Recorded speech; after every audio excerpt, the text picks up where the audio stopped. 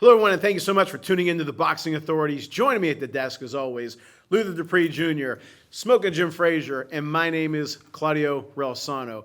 We have today somebody who we've been talking about having on the show. We finally have him on the show. Somebody who means a ton to me, both professionally and, more importantly, personally. Has had so much impact in my life, and I just love him to death, always have, and it's such a thrill and an honor to have Mr. Gerry Cooney, the legendary, iconic fighter Gerry Cooney, on our show. Oh, man. Gerry, thank you so much for being on the show, brother. Come on, thank you. It's great to be with you guys, and it was a really nice introduction. But you don't got to go there, bro. I'm glad to be in the picture. I'm having a great life. I'm busy. I'm too busy. I'm not busy enough. You know, it's just how the cycle goes. But everything is great. You know, I got my own radio show, which has been great for the last 12, 13 years. Okay. And boxing is great. I love the game. So many great fights coming up. And so, yeah, I'm always love to come on with you guys. And Smoking Joe Frazier. What? I wonder where he got that from, Gerry. Right. Listen, by the way, Claudia, you got to get like a fucking telephone book under there, bro. I'm sorry. Hey, one time we did a show with a guy, he's a great guy, his name is Ralph. And I was like, I'm 5'6.5" on a good hair day. Ralph was like this, and I'm sitting down there and I'm like talking to him. So maybe I will get a phone book. Right. You know what, Gerry, you brought up, we'll start with that first. What is a typical Gerry Cooney day like? What do you do? You know, I gotta get up in the morning around 6. I feed and walk my dog in the morning. I train a little bit. I have breakfast with my wife, and then I have go to my daytime. And you make plans. And on Sunday nights, I learned a long time ago, plan your week out on a Sunday night, and put your meetings in. What you have to go, working out and all those different things. And, for me, I've been lucky. It's like, I know you guys know this, but June 11th was 40 years ago that Larry Holmes and I fought. Jeez. And we had a great time. And better than that, we're great friends today. He saved his money. I saved my money. And we go out and make appearances and talk about the love of the game and how tough it is getting in there. But, just to wait for that bell to ring and to make it through is big. And so he and I have been the best of friends. And, I thought we were going to do, we almost came a time we were going to do exhibitions. We were going to, a couple of months where we travel around different casinos and do a 5-6 round exhibition together. But he fell and hurt his head. And so he wasn't able to do that. But we still get around. We just came back from Europe and different Connecticut, the casinos, and we sit and talk about what the days was like. It was a great time. I loved every minute of it. Yeah, good. Hey, Smoking Jim? Mr. Cooney, Smoking Jim, everybody that you've ever fought, they've always said the hardest puncher was Gerry Cooney. Who was the hardest puncher you ever fought? My wife. Listen, so... it's amazing. But when I was fighting, I didn't know I could. I was knocking everybody out in the gym. I'd have 5 or 6 sparring partners, and we'd be going through them like nothing. But you don't think that until after it was over, you realize that I did have a good, powerful shot.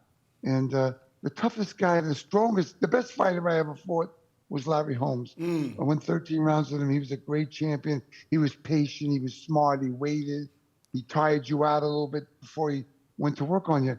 The biggest punch I got hit with was George Foreman, who incidentally told David Letterman that I was the biggest puncher that ever hit him. Wow, yeah. But he was a great fighter. He's a great man.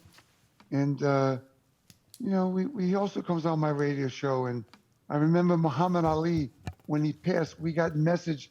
We were on our show. We called him. He came on with us and talked about what a great man Muhammad Ali was, and he said a prayer for him in closing. So, Foreman was a big, big puncher. I met a lot of guys that could punch. You just got to, try and learn. The fight game is about not getting hit. Right. Obviously, it's a lot of guys, they keep getting hit. And, later on in their lives, they struggle with that. Same as football players, Jimmy. So you know the story about football players. It's a tough game, and we have to protect ourselves. I was very fortunate that I grew up in a world where Don King owned all the heavyweights, and because I didn't sign with him, he kept me out of the experience I needed. I needed 4 or 5 more fights before I fought a guy like Larry Holmes. Right. By the way, the number 2 ranked heavyweight of all times. I got to go 13 rounds with him, and we did it. We broke down with 15 Hall of Fame boxing writers, Randy Gordon and myself, from Jack Johnson to Marciano, from Marciano up to today's time. And, you know, we found out that Muhammad Ali obviously was number 1. He just was the whole picture. Yeah. He could fight. He could talk you out of your fight. You know, he was this great-looking guy, and he loved life. And then Larry Holmes grew up somewhat in his shadows, and he I think he felt regret because after Ali, he came along, but people didn't accept him as, you know, that guy. That's a tough guy to follow. That's right. He was a great champion, and I loved every second I was in there with him, and every time I'm with him. Right. And one question I have, and again, Mr. Cooney, thank you so much for coming Gerry's on. my name. Please don't call me Mr. Cooney. That sounds so old. My name is Gerry. All right, Gerry, thank you for saying that. We have some pictures of you and Larry that we're going to show on the screen. But you talk about a lot of these fighters. So many of them struggle with money. I read that you started something like a fighters initiative to help boxers. Can you just talk about, you know, some of the struggles that some of these boxers are having and maybe why? Well, you know, that's a great question. I'm so glad you asked it because, you know, not just boxing, but football we talked about earlier. Right. And all sports. These guys, they think it's never going to end. Yeah. But unfortunately, that day comes. And the management and the promoters, they don't want you to save your money because they want you to keep fighting. Mm-hmm. But the problem is, as we get older, the shock absorbers in our body, what you used to be able to take a good shot, the shocks start to go on you, and you can't take that punching power. Mm-hmm. And so these guys they want to become world champion. When they realize, well, I'm not going to be a world champion, let me be a contender. And then when that's over, they want to become a sparring partner because that's all they know. Right. And we need to help these athletes, whether it's soccer players, football players, boxers, how to turn that page and get on with your life. And it starts out with you sign a contract, go to the boxing commissioner, wherever you are, and ask them to explain what you signed. Right. What does it mean? What are the ramifications? All these different things. And understand where the money is. Mm-hmm. Because nobody else is going to do it for you. Yeah. Gerry, when you retired, tell us some of the things that you did for you to make money. And you're doing well now, obviously. And you said the Sirius XM radio show. What were some of the other things that you did? You know, I was fortunate that I knew. I grew up poor. I grew up in a very abusive household, neglected, and I knew what that was like. I knew how it was to be poor. So when I became a fighter, I wanted to see as far as I could, and I wanted to save my money because I knew what it was like. I've seen the stories. I've read this. I've seen the sparring partners. I've seen them all.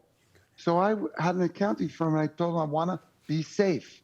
So put my money in safe things. You know, you take a little piece of it and put it in high risk. But basically, I wanted to live off my money. So that was the blessing I had. So when the time came time for me to quit, you know, obviously it's hard to leave that sport when all you know is boxing. How do I get out? Where do I go? What am I going to do with my life? So I founded a foundation to help fighters get back on track, to find out, you know, you're having problems with substance abuse, maybe spousal abuse, maybe neglect. You know, you got a lot of bills. So you attack the animal as it appears.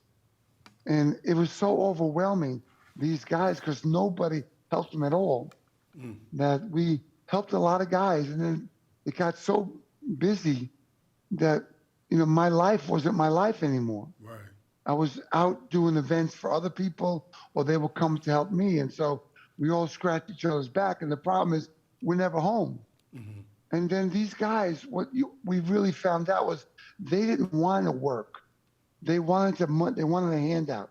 And there's a great story. It's called "Give a Man a Fish, You Feed Him for the Day. Right. Teach him to fish, you feed him for life." Right. And that's what we tried to project. And, a lot of guys that worked for, Carl Williams was one of them. God rest his soul, he died. He never smoked or drank. He had lung cancer and died. I went to see him in the hospital. Wow. But there's a lot of tragic stories. Yeah. And it's changing now because there's more information out there. And go to the local boxing commissioners, bring your contract. It's their responsibility to tell you what you're going to sign. And maybe you shouldn't sign this. And unfortunately, it didn't happen a lot back then, but now it's getting better. Okay. Thank God. Yeah, definitely needed to. One question I have, Smoking Jim always says this is the greatest era of heavyweight boxing. I disagree. I disagree as well. I think it's the 70s, and I know Larry Holmes has been very critical of some of these heavyweight boxers. What is your opinion of the heavyweight boxing era that we're in now? Yeah, I mean, I think that it's good. I agree with you that there's not magic. Right. I mean, Fury and Joshua is magic, I think. That fight's got to take place. But Usyk beating Joshua, Ruiz beating Joshua, then losing back to Joshua.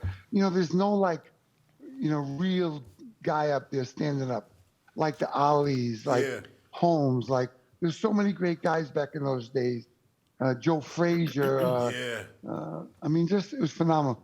But that being said, these guys today are 6'8", 6'9", 250, 270. It's unbelievable. What's in the milk, or maybe what's in the meat? You know what I mean?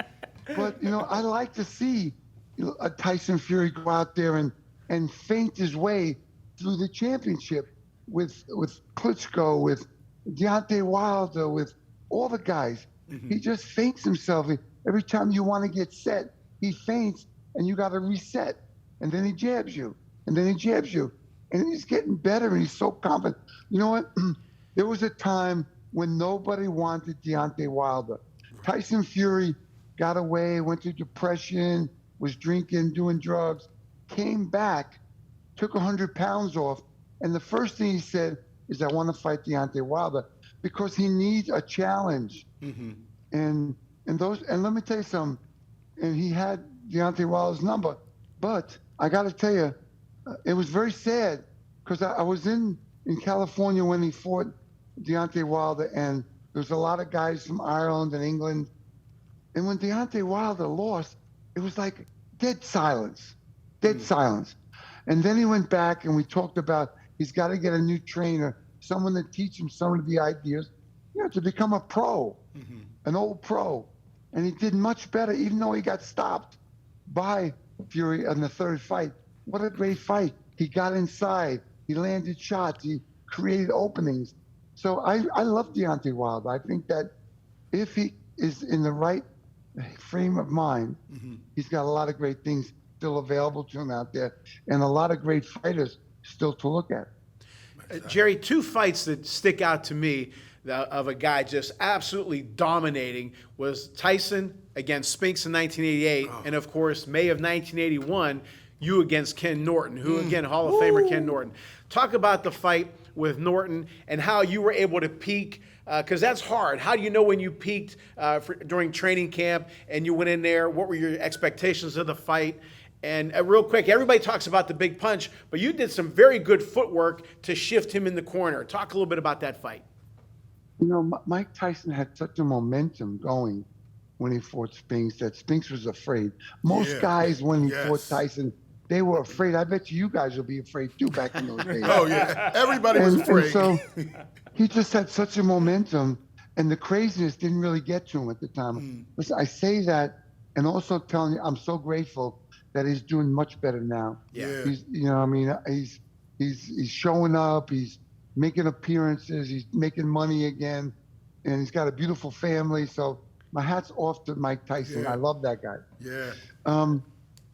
You talked about my fight with Kenny Norton. Kenny Norton. Yeah, Now, I think we have some of those Kenny clips. he lost to Holmes 3 years before we fought. Now, I should have been fighting guys like Witherspoon, who were some of the other guys Weaver. out there? Weaver. Yeah. Weaver, a bunch of guys that would have given me experience that I needed. So when I got in with Holmes, I could have been better prepared. But knocking guys out in one round didn't really do anything for me, except go home early, get a payday. But when I fought Holmes, I really needed another 6 or 7 fights to have been prepared for that big deal. I tore my rotator cuff leading up to that fight. The fight was postponed from March to June, and I don't think it was ever the same anymore. And I fought one of the best heavyweight champions of all time. Yeah.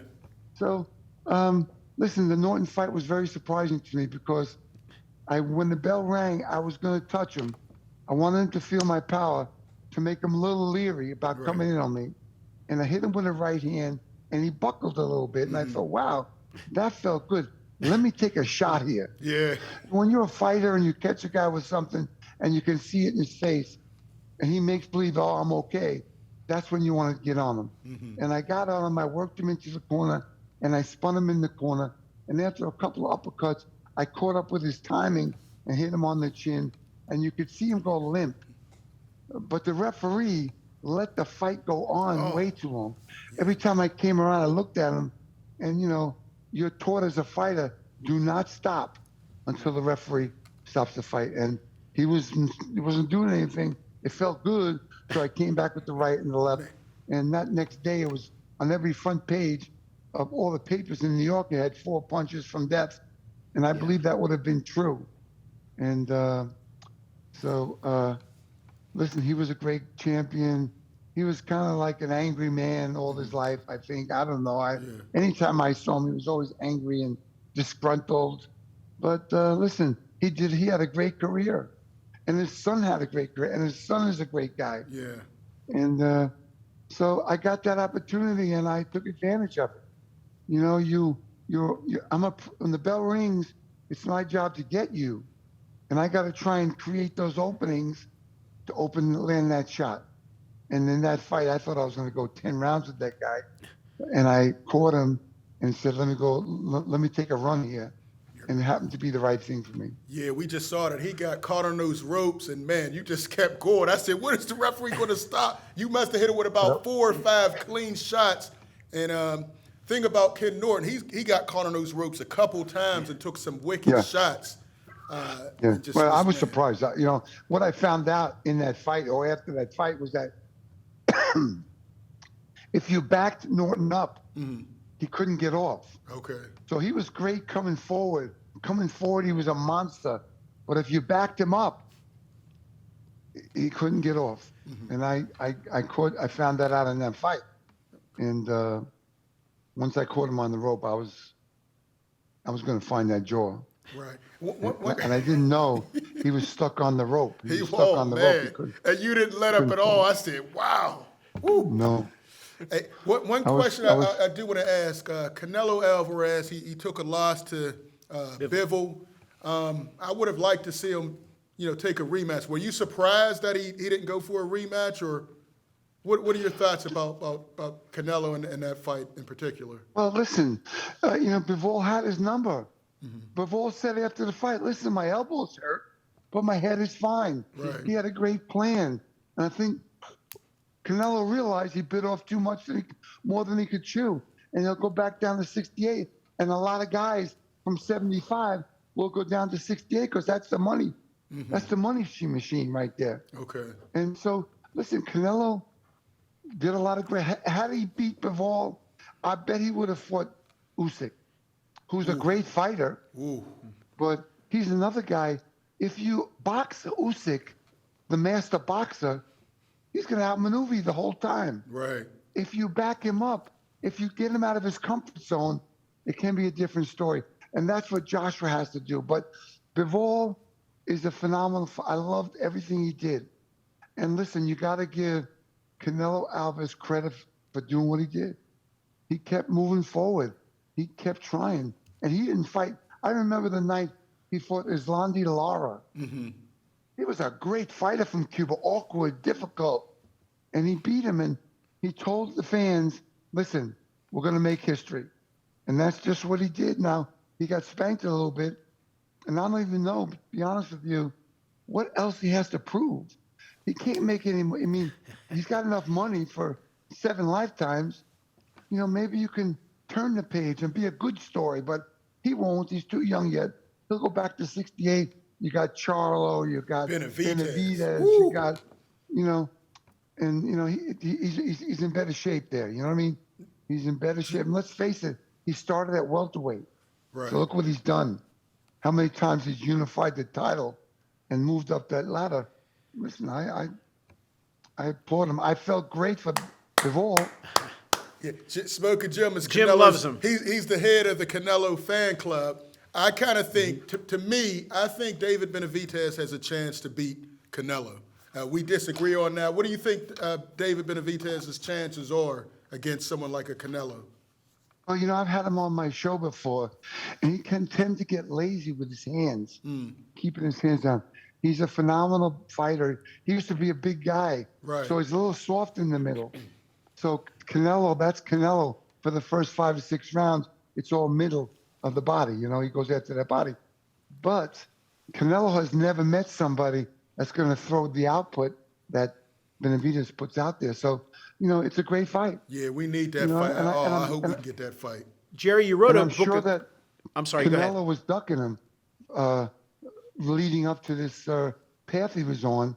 He thought Bivol would have been the easier run, but it didn't turn out that way. Jerry, you wrote a book a few years ago, which I've read numerous times. Gentleman Jerry, a contender in the ring, a champion in recovery. Tell us about the book and how was the process? How did it make you feel? Did it get some bricks off the shoulders? Did it bother you? Did it hurt you? Tell us about that process. It was a great process for me because, you know, I never liked to read. I never liked to watch any of the things I'm on. For some reason, I just never do it. But I went into writing this book with a therapist, and he was like kind of like a you know, soft kind of guy and making it sound sweet. So I had to read the book to toughen it up for what it was really like to me. And so I really read the book, and I loved the book. I had a tough start. Listen, I wasn't supposed to make it to one in the world. I grew up in a household where I was, you know, you're told you're no good, get out of my way, you know, just all negativity. I'll never make it in life. And so part of me was trying to prove him wrong. But in the big night, I self-sabotaged myself by drinking and partying with some recreational drugs. So if I lost, it wouldn't have been me. And that's a dumb thing to do, right? And I wish that I had someone that could have grabbed me by the shoulder. You know, I think of so many fighters that needed someone to say, okay, come on, kid. This is the big one. Let's pay attention. Let's focus here. You know, when I found out after I became really close friends with Larry, he didn't drink, smoke, or do any kind of drugs his whole career. Wow. I started drinking at 12. And I liked what it made me feel. It made me feel whole. It made that hole in my chest go away. I felt attractive. I fit in. I felt fun. And that was a curse for me. But I didn't know it at the time. And, you know, we make mistakes. But like I said, I made it out of the hole alive. I didn't lose my brains. I saved my money. Would I have liked to have won the heavyweight championship of the world? Yes. Had I done that at my upbringing, I don't know if I'd be alive. I wouldn't be on with you 3 guys right now, bro. Because I wouldn't have made it. Life was so crazy. You know, Jerry, there's an interview you did where they showed your room in your house with all the awards and trophies and pictures and, of course, all the people that you've met in your life. Do you ever kind of step back and look at those trophies and awards and say, man, how far you have come and the impact that you have? I mentioned at the beginning of the show, and I mean it with all my heart, all the impact you've had on me and everybody who's heard your story. Do you ever kind of reflect on that and really how important Gerry Cooney is to people? You know, what really has an effect on me is that I have been blessed over the last 30 years to help a lot of different people out that struggle in charity work and golf tournaments. I go to an at-risk home and to see those kids grow, it kind of heals that soreness in myself, and to see them grow and to give them a chance and give them hope. Or you go to a charity. I remember I went one time and it was called, this poor little boy had brittle bone disease, and he was a great kid. I asked if I could hold him. His mother said, "Be careful," or some of the children's hospitals or people who are struggling with life. We need to show up for them. Athletes, it's a responsibility we have, but it's tenfold. I mean, not only do we get to know them, they get to know us, but it's a really big healing process. And, listen, I made a lot of mistakes. You can see it in the book, but I picked myself up, I dusted off my pants, and I have the greatest life in the world. And there's so many promises. There's so many gifts that we have. We can do and be anything we want if I continue to ask the question. I was at a meeting once years ago, and I heard a guy say, "Can you help me?" And I've been asking that question ever since, because I didn't have somebody who was looking out for me. I had to bump my head along the road my whole career to trust and to gain and to love and, to get intimate with my wife and my family and to love my friends and friendships and to, all those things that were supposed to be afforded growing up that I never got. But in life's process, we get an opportunity every day to do something, not that you want to get patted on the back for, not that you want attention for, just because it's the right thing to do. Those are the gifts that I love in my life. Those are the places that I go and travel. You see somebody in need, and to be able to, offer them a meal, or to see a husband and wife picking cans out of a garbage bin in the city and be able to give them money to eat that night. Those are gifts that, nobody knows about, but the expression on that woman's face when I gave her that money, or whenever I do it, Right.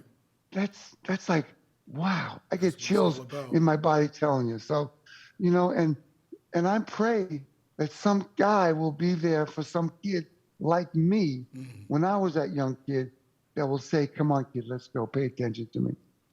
Pay attention. Let's take a shot here." Man, There's not enough of that going around. that's for This sure. world is really messed up. That's for sure. Listen, we hear you talking. You're doing radio shows, and it's just great to hear. We've had some heavyweights on here that was really difficult What are to you talking understand. about? Oh, Pardon me? I'm just kidding. No, I'm kidding. I don't want to give any names, but I mean it's just great. But I see what you said earlier. I just want to go back to that. You said it takes a lot to get in there and take punches, but then you see a guy like a Devin Haney or somebody who moves and tries to avoid getting hit, and people will say, "Oh, that's boring." I don't believe there's a boring style. I think it's the sweet science. Why stand there and go toe-to-toe if you can stick and move? I don't believe in a boring fighter. I believe if you can hit someone without getting hit, you're going to extend your career and maybe life afterwards. Well, what are your definition of boring? Some people say that's boring. Like people like you, Jim, say that. I say it's the sweet science. Why stand there and bang with a guy when you don't have the biggest punch and you could avoid? I just want your thoughts on that, Gerry. Well, here's my thoughts, and it's about hitting and not getting hit, but it's about who breaks who down, Right. who finds the open, who creates the opening. That's the magic of the game. Who's like Bivol came back and said, "Hey, my elbows are hurting me, my head doesn't hurt." Right. That's the gift. That's the magic that we have to watch. Yes. For me, when I'm watching a fight, I'm watching the guy set up the opening. Like I used to wrestle as a kid, and there was this guy, Anthony. He's from Rutgers, and I was watching him wrestle, and it was like a split hundredth of a second. You had to grab that leg, and he did it. And that's in boxing too. Yes. You create the opening. You watch the guy make the mistake. You watch him make the mistake. The third time, he's got to pay. And that's the gift that I want people to understand. That's the boxing we want to watch. Anybody can slug it out like Arturo Gatti and Mickey Ward. But what happens to those guys down the road? Yeah. Hit me, don't get hit. Yeah. And Devin Haney's a great guy. He's in a tough division. He's in a very tough division in that 35 to 40 pound Some weight great class. fighters. We're going to see great fights out of that division. And yes, he's a great fighter, but who's going to listen? Like you think about Teofimo Lopez, right?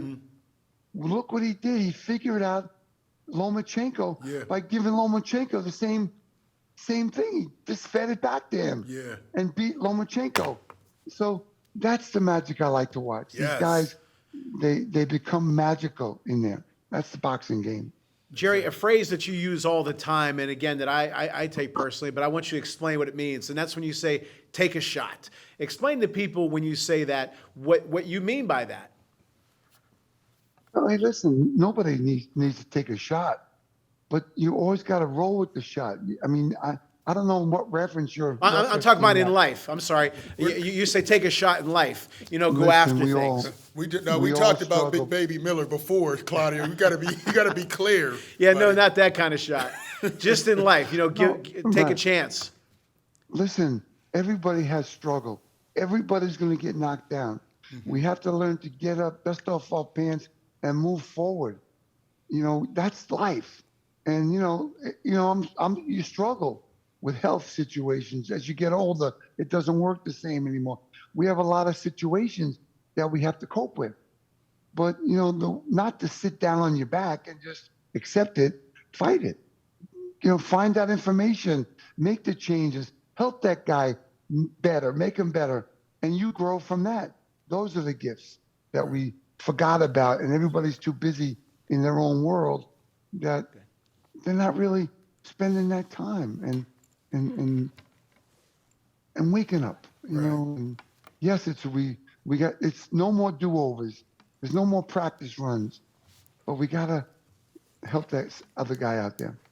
Hey, Gerry, Smoking Jim. Everybody that watches this show knows that my two favorite athletes of all time is Roman Gabriel and Gerry Cooney. And I found out a couple years ago that Roman Gabriel wasn't in the NFL Hall of Fame, and I recently found out that you're not in the Boxing Hall of Fame, which shocked me. Is there anything we can do? Can I start a fan page for you to get you into the Hall of Fame? And what would it mean for you to get into what would it mean to you to get into the Boxing Hall of Fame? Great question. You know what? I have a great life. I'm not like I work at my life. I don't need to be in the Hall of Fame. I go to the Hall of Fame. They like when I go up there because I like to keep people busy. I entertain the people. I make fun. We have laughs. And at the end of the day, we all go home feeling better for it. So I don't need a Hall of Fame. I love those guys. Those like 15 or 20 guys put in this year. I've always gone up and watched those guys. Listen, I never won the championship. I'm okay with it.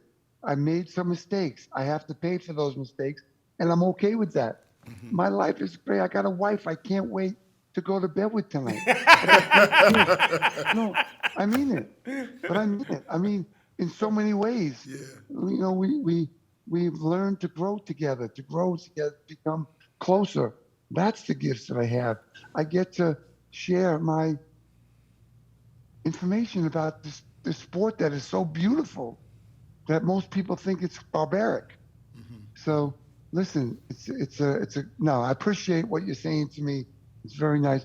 And I'm just happy being who I am. Believe me, I got the greatest life in the world. And one question, can you tell the viewing, what was it like to get in the ring? Now, some of us, got in the ring, put the headgear on, and I know when I got my first hit, I know I was never going to be a boxer when I got hit. But what is it like to go in that ring? I mean, we've had people tell us different stories. For you, what was that feeling like? It's a great question. And, you think about preparing 6 months to fight a Larry Holmes and thinking about the fight every day and every way. And you wake up to it, you go to sleep to it. You got sparring partners, 5 or 6 sparring partners. And when you're in there with one guy, you got the other 4 watching how to find your flaws, how to get to you. And that's how you get better. When you are in your dressing room and the anxiousness and the anxiety and the butterflies are there big time. And you hear the knock on the door, and the commissioner opens the door and says, Cooney, you're next. All you care about is the bell to ring. So you're walking down the hallway. It's the loneliest hallway in the world. Yeah. And then you hear the crowd, and you become magical, and you wake up, and you think, wow, man, this is my time. And you have 3 or 4 fight plans in your head that you have to make adjustments to, because you're fighting a great champion. And you go out there, you make the best of it. You find a way. Now, you know, for me, when I fought Holmes, you know, the press told me, yeah, you can't go the distance. You can't go the distance. So much so, I was trying to go the distance. And that was a mistake. That was inexperience. Right. But the real magical moment is when you turn that corner and you walk into that 35,000 seat stadium and you hear those cheers, you become, okay, I got it, man. Okay, I got it. And then all you want is the bell to ring. You just ring the bell, because I want to find a way here to get to this guy, and that's the gift. Yeah. And that's magic, man. That's magic. Man, I felt And that. I felt that. One question, one big fight that I've been wanting to see, and I'm sure the whole boxing world wanted to see, is Terrence Bud Crawford against Earl the True Spence. Do you think we get that fight this year, or what? Or is it promoter? Well, Terrence isn't with Top Rank anymore. I always blame it on the promoters, but I don't know what's holding up this fight. Do you think we get it this year, and who do you think wins that fight? I want to tell you, right? So both those guys are great fighters. Okay. But you know, they don't do social media. They don't put themselves out there. You got to have a personality. So we have the hardcore fans love you. Unfortunately, the other fans are 9 times more than the big fans. Do you understand? Say there's a 1,000 boxing fans. 100 is the hardcore fans. 900 is the lay fan. So you got to sell yourself to them. You can't ask for the whole pie and not sell yourself. Right. So if you believe in yourself that much, take 60%. Take 40%. Give the other guy the Yes. 60%, Make and then the win the fight. fight. Yes. And then you become the guy. But these guys are doing it backwards, and they are great fighters, both of them. It's a great fight, but I don't like how they're handling it. Yeah. And they're both very proud. You know, I can't believe Errol Spence fell out of a car doing 120, and he just broke a tooth. Man. You know what I mean? Yeah. And he Terrence came Crawford back and is a fought great- Danny Garcia. I mean, I'm like, man, I would have fought, somebody somebody real easy, not a Danny Garcia. That was Yeah, very and I impressive. want to tell you something, right? Terrence Crawford is a great fighter. I think he throws very long punches. Yes, he does. Now, a really good, experienced guy is going to get inside that long punch and throw 3 or 4 inside. Exactly. That's my opinion. But I haven't seen Errol Spence. He did beat Danny Garcia. He's done some great things. Terrence Crawford is magical too. So we're going to have, that's excitement about this game. Gotta make But this if those guys don't sell it, the boxing world, outside the boxing world, they're not going to see it. They don't know what it means. That's the sad part to me. You know, you mentioned the long punches. When you were throwing those shots against Ken Norton, they were short and quick, and you have a long reach, but you weren't long and wild. You know, they were great punches. But one thing, Gerry, you have something real quick? Yeah, go ahead. One thing I want to end it on my question is, tell us what your future goals are, professionally, personally. What you've accomplished so much. What's next for Gerry Cooney? I want to love my wife more. There you go. Yes. I want to travel the world with my wife. I have great kids. They all know how to fight. I got a 21-year-old, just turned 21, can fight as a puncher, and she's right-handed. She punches like me with a left hand. Uh-oh. I got a son that's 24 who's a great fighter. He threw an overhand right one night. I said, listen, kid, if you ever get in trouble out there, do not hit anybody with that overhand right. And I got another great son. They've never seen me drinking. They've never seen me party. Yes. And they're all beautiful. My son works for a Japanese bank. He's got a beautiful wife. So I've been blessed. What do I want to do? I want to give this away. I want to train somebody to make him a world champion, to understand the magical part of boxing. It's not 1, 2, 3, 4. There's magic involved in it. And we can create magic and find the openings that normally are not there. Those are the things I want these guys to learn.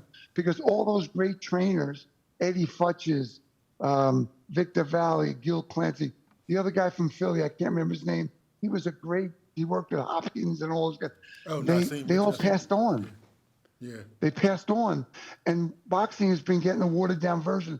You talked about body shots. In the amateurs, they don't score body shots, so no one's throwing them anymore. Right. That's a great way to set up the upstairs. Exactly. Work the body, turn it over the top. That's got to come back. So, listen, I'm faith in boxing. I love the game. I love what I do. I hate that I have a radio face. You guys No, you look great. You look great. You look Jerry. great. But hey, it is what it is, and I'm glad to be with you guys. And I love this. I'll come on you guys anytime, and we can talk this game. And I got a lot of feedback to give you and to receive from you. So thank you, Gerry. Corny, I'm the corniest guy in the world. You know, I appreciate you. I think the world of you. You've had so much impact on me, and to have you on this show as a big fan of yours was as a kid, and now that we call and text and have you on the show, it means the world to me. So thank you for everything, and wishing you continued success professionally and personally and health-wise. And we love you, and thank you so much for your time. Thank you, brother. Thank you, Jerry. You're the best. You guys You're a great have a man. Great summer. All Look right. forward to hearing from you. Okay. All right. thank you, Keep being a Gerry. champion. Thank you for All right, everything. champ. Peace. All right, brother. Thank you. All right, everyone. Hope you guys enjoyed that as much as we did. We're going to come back with our popular segment, the Boxing Mailbag. Welcome back to the Boxing Authorities. As a baseball coach, I'm going to throw you a curve. We're going to, instead of the mailbag, tell us your thoughts about the interview, what you got out of it. Man, this guy is just a legend, man. The fact that he has everything, he has a world view. He wants to travel the world. He's helping out young boxers. I mean, it's just a great story from the difficult upbringing to what he's doing now. This is what everybody should want to be. It was just an honor to interview him. Still a legend. He's still on the radio. Still looks out there. good. Still out there. And he sounds great. You Yeah, wouldn't he's even, doing great, looking yeah. at him and hearing him, you would never thought he was a boxer. Right. So that's refreshing. I'd like to see more boxers still have all their facilities Yeah. when they leave the sport. Jim, your thoughts on the interview? Well, I don't know if he's helping young boxers. He'd like to, but listen, the guy was so talented. He should be in the Hall of Fame. Yeah. You talk about the athleticism and the footwork, what he did to Ken Norton, but he did the same thing to Dino Dennis Yeah, and you're to right. Ron Lau. Yes, sir. The guy was just One a phenom. round. He could go to the body. And that's a lost art in today's boxing. And I was just really shocked, like I was with Roman Gabriel, that Gerry Cooney's not in the Hall of Fame. How can he not be in the Hall of Fame? For me, you know, the thing is, we all meet people, you guys meet people who really haven't done all that much. And even if they did, they won't give you the time of day. They'll dog you. They'll put their nose up, as they say. This guy is who he is. Okay, and Luther being respectful, Mr. No, call me Gerry. He did the Right. same thing years ago. And I guarantee you, if I want him on again next week, he'll be on. He's a good guy, approachable, has things in perspective, and he really is even a greater person than he was a fighter, and he was a great fighter. And it was an honor to have such a great person on our show. So yes, sir. Before we go, can I talk to his son-in-law and get me a couple dollars in that Japanese bank? You're the one with pulling the money out, right? Am I right? He must Liz? have more than the ones that he Telling you, pulls yeah, out. they don't want the ones with the rubber band, and we need a rubber band on that notebook. Right. All right. Well, as always, we hope you enjoy our show as much as we enjoy bringing it to you. Thank you so much for tuning in to the Boxing Authorities.